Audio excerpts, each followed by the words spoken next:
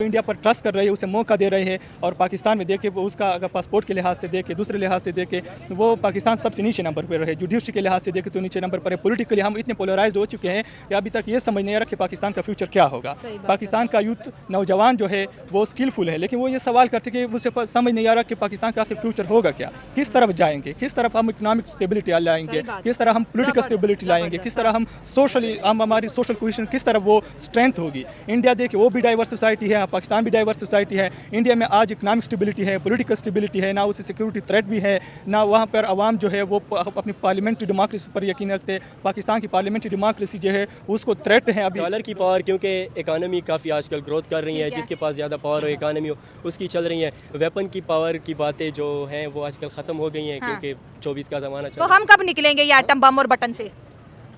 हम तो दुनिया से 100 साल या 200 साल पीछे हैं, ये जस्ट बातें चल रही हैं और तो कुछ कि भी। इंडिया सॉफ्ट पावर की इस्तेमाल करके इमर्ज हो रही है, तो ये अच्छा होगा कि अगर कोई मुल्क किसी से आगे बढ़ना चाहता है तो वो सॉफ्ट पावर का इस्तेमाल करे।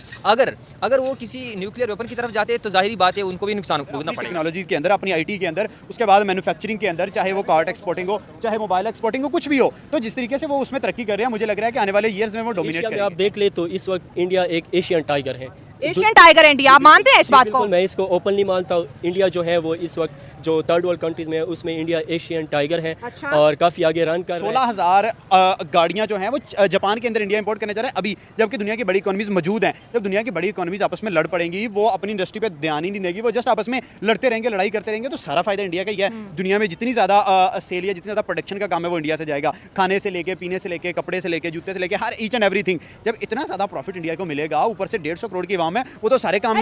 हेलो फ्रेंड्स, मैं हूँ आरजू और भारत न्यूज़ की रिएक्शन वीडियो में आपका स्वागत है। तो आज की जो हमारी वीडियो है वो जो बाइडन के एक स्टेटमेंट पर बेस्ड है, जिसमें उन्होंने कहा है कि जो रसिया, चाइना और नॉर्थ कोरिया है, अगर इनमें से किसी ने भी कोई भी कॉन्स्पिरेसी या गड़बड़ करी तो अमेरिका इन कंट्रीज़ के खिलाफ एक्शन लेगा। अमेरिकी राष्ट्रपति का कहना है कि हम न्यूक्लियर अटैक कर सकते हैं इन कंट्रीज़ पर। तो अगर ऐसा होता है, अमेरिका और चाइना एक वॉर के स्टेट पर पहुंच जाते हैं, तो इससे सबसे ज़्यादा फ़ायदा किसे होगा? चाइना ने भी स्टेटमेंट पास करी है कि अमेरिकी राष्ट्रपति के इस बयान से वो लोग बहुत कंसर्न्ड हैं। इस सब में हो सकता है कि इंडिया की इकोनॉमी को सबसे ज़्यादा फ़ायदा हो। तो चलिए देखते हैं वीडियो में कि पाकिस्तान की आम जनता का इस बारे में क्या कहना है, और जो पाकिस्तान है वो क्या रोल प्ले करेगा इस बदलती हुई पॉलिटिक्स में। चलिए देखते हैं। आजकल ऐसा नहीं हो सकता, ये अच्छा। जस्ट शोमेंट है। हाँ। एग्रेशन शो करते हैं आजकल स्टेट एक दूसरे के लिए। रियलिज्म वर्ल्ड है, मैकियावेली की फ़िलासफ़ी चल रही है। सो जस्ट रियलिस्टिक अप्रोच है और कुछ नहीं है। एक दूसरे को डराते हैं, धमकाते हैं, इसके अलावा कुछ नहीं। आपको नहीं लगता कि जो बाइडन ने चाइना पे अपनी जाते जाते सारी भड़ास निकाल दिया है? बड़ास तो हम भी निकाल लेते हैं इंडिया पे? पे, कभी एक पे कभी दूसरे पे, फर्क नहीं पड़ता ना हमारी लेकिन भड़ास से? फ़र्क किसी को भी नहीं पड़ता। हाँ। बड़ास निकालने का आजकल ऐसा नहीं है। आजकल दुनिया काफ़ी चेंज हो गई है, 2024 का हाँ। दौर चल रहा ठीक है, है। ज़बरदस्त, तो हाँ, तो ये चीज़ें काफ़ी सिंपल हैं। हाँ। और बड़ास निकालने का कोई फ़ायदा नहीं है।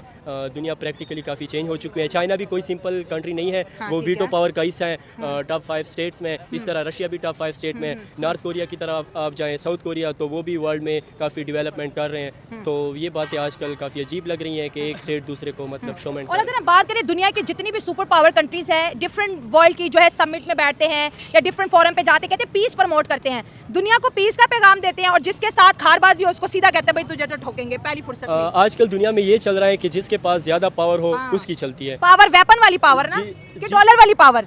डॉलर की पावर, क्योंकि इकानमी काफ़ी आजकल ग्रोथ कर रही है, ठीक है। जिसके पास ज़्यादा पावर हो इकानमी हो उसकी चल रही है। वेपन की पावर की बातें जो हैं वो आजकल ख़त्म हो गई हैं, हाँ। क्योंकि 24 का ज़माना चल तो रहा हम कब निकलेंगे ये एटम बम और बटन से? है। हम तो दुनिया से 100 साल या 200 साल पीछे हैं, ये जस्ट बातें चल रही हैं और तो कुछ भी नहीं है। और तो कुछ अच्छा, अगर लेट्स सपोज जैसे आपने कहा ऐसा होगा नहीं, क्योंकि देखिए दुनिया में 3 ही सुपर पावर्स हैं, अमेरिका, चाइना एंड तीसरी बनने वाली इंडिया। ठीक हो गया, ये साउथ एशिया के अंदर। इंडिया को फ्यूचर में आप कितना ग्रो होता देख रहे हैं? और अगर इस तरह हर तरफ जंगें होती है, जैसे रशिया यूक्रेन लड़े हैं, इसराइल फ़लस्तीन लड़े हैं, अमेरिका और चाइना के आपस में भी नहीं बनती, इंडिया और चाइना की भी नहीं बनती, तो इंडिया इसमें कितना फ़ायदा उठाएगा? अगर एशिया में आप देख ले तो इस वक्त इंडिया एक एशियन टाइगर है। एशियन टाइगर इंडिया, आप मानते हैं इस बात को? बिल्कुल, मैं इसको ओपनली मानता हूँ। इंडिया जो है वो इस वक्त जो थर्ड वर्ल्ड कंट्रीज़ में है उसमें इंडिया एशियन टाइगर है अच्छा। और काफ़ी आगे रन कर रहा है। इंडिया में अगर मोदी की गवर्नमेंट ना होती, इसकी जगह अगर कांग्रेस की गवर्नमेंट आ जाती तो तो वो भी शायद IMF की लाइन में होते हैं। तो खैर है, इंडिया शायद आगे और भी तरक्की कर ले। इंडिया और पाकिस्तान के ताल्लुकात कैसे देख रहे हैं आप?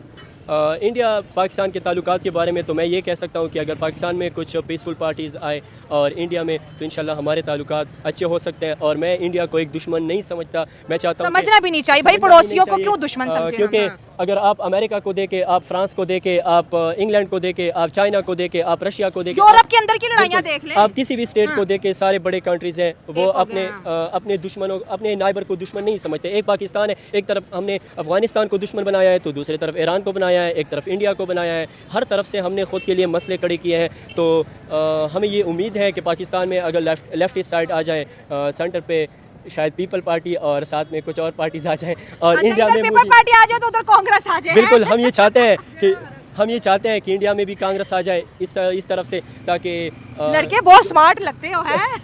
ताकि जो फाइट झगड़े वगैरह हो रहे हैं, पाकिस्तानी किताबों को घोल घोल के पिया हुआ है। नहीं, पाकिस्तानियों किताबों में तो ज़्यादातर बातें झूठ पे मबनी है। इस बात को मानते हो? जी बिल्कुल, हम इस बात को मानते भी हैं।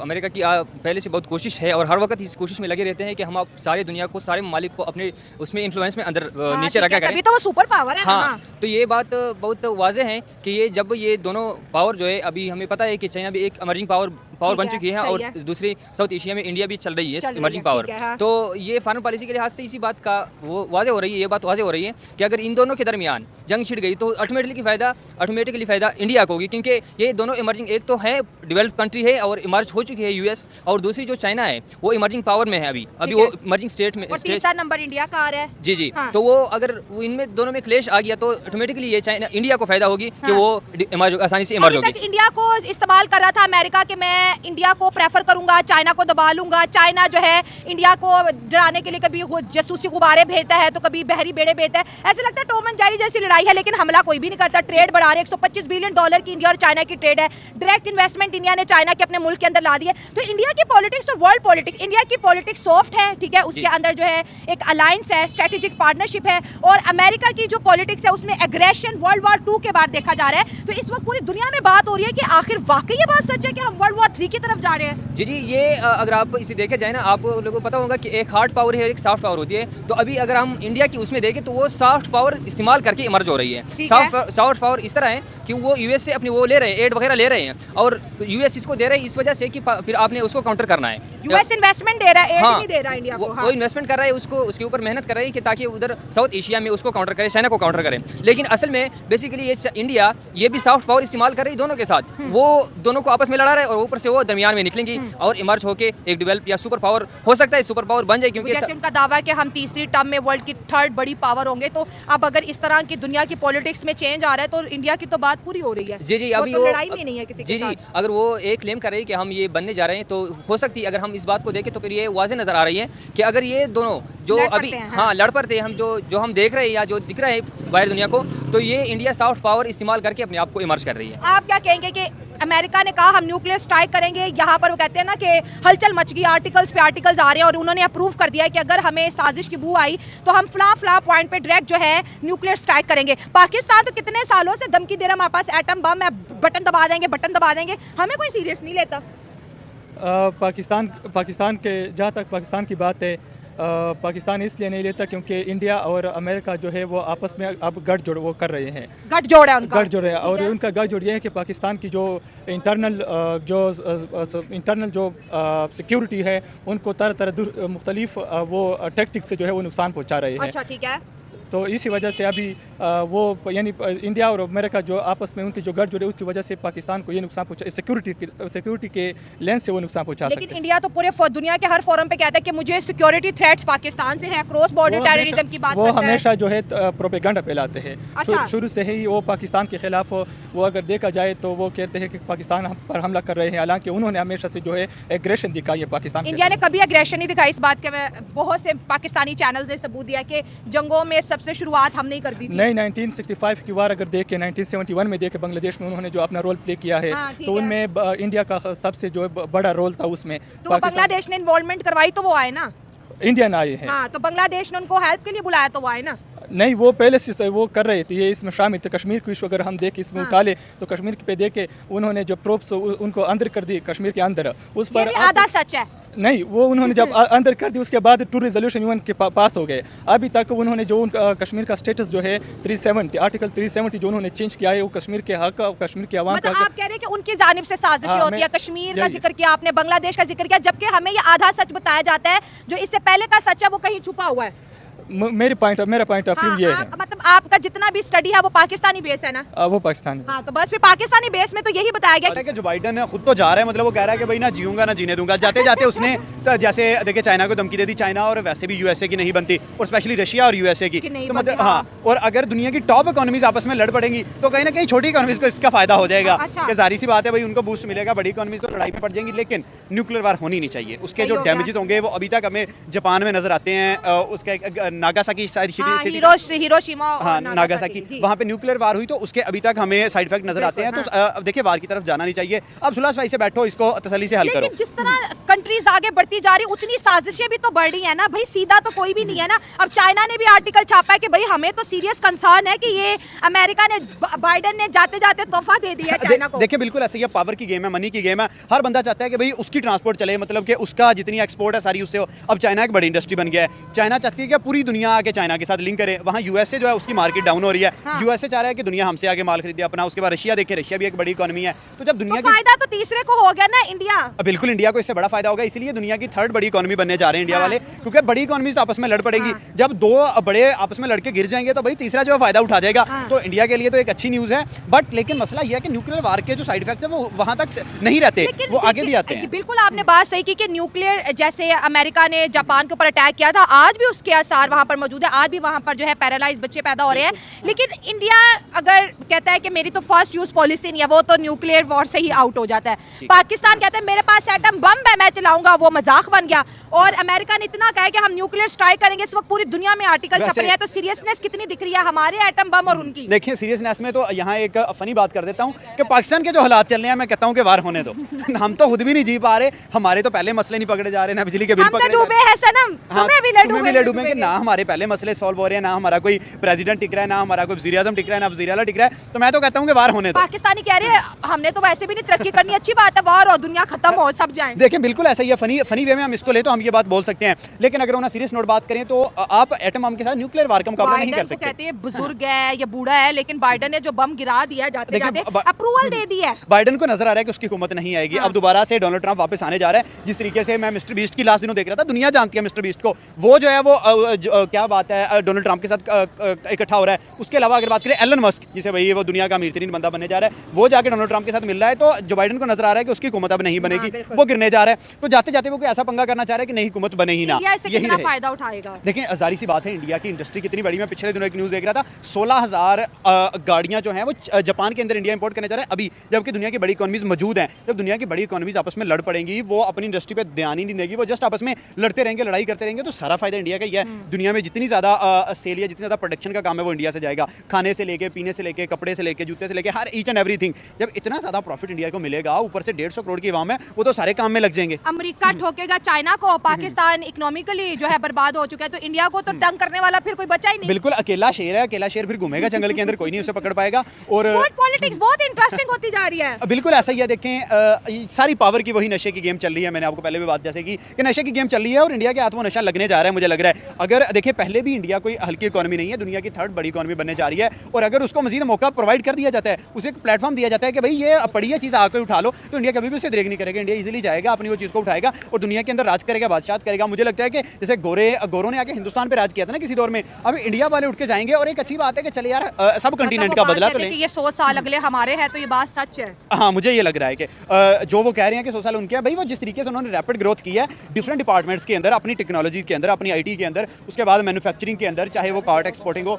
चाहे मोबाइल एक्सपोर्टिंग हो, कुछ भी हो, तो जिस तरीके से वो उसमें तरक्की कर रहे हैं, मुझे लग रहा है कि आने वाले ईयर्स में वो डोमिनेट करेंगे। खबर है कि न्यूक्लियर स्ट्राइक कभी नहीं हो सकता। नहीं हो सकती, तो फिर ये जो बड़े बड़े मुल्क जैसे हम कहते हैं हम एटम बम चला देंगे, अमेरिका कहता है मैं न्यूक्लियर वेपन चला दूंगा, चाइना कभी जासूसी गुब्बारे छोड़ देते हैं, तो फिर ये क्या हो रहा है? ये अपना पावर दिखाने के लिए ये कर रहे हैं सब अच्छा, कुछ। ठीक है। अमेरिका भी अपना पावर दिखा रहा है और चाइना भी अपना पावर दिखा रहा है। जबरदस्त, बहुत अच्छा लगा दोस्तों। ये थी मेरी आज की वीडियो। आपकी क्या राय है नीचे दिए गए कमेंट्स में जरूर शेयर करें। मिलते हैं अगले प्रोग्राम में। दुआ में याद रखें।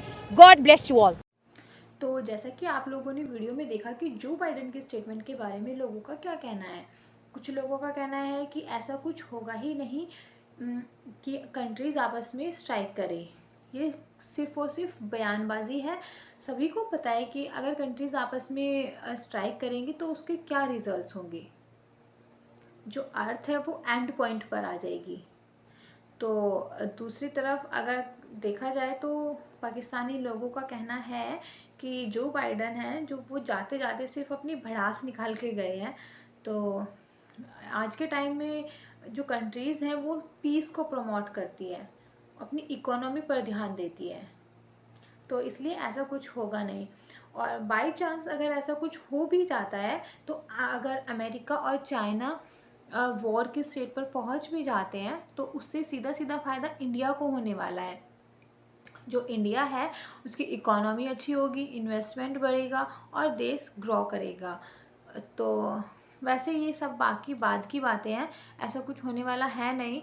और कुछ लोगों का कहना ये भी है कि जो इंडिया है वहाँ पे सॉफ्ट पॉलिटिक्स है, जिसके चलते वो सभी कंट्रीज़ के साथ इजीली इमर्ज भी हो जाता है।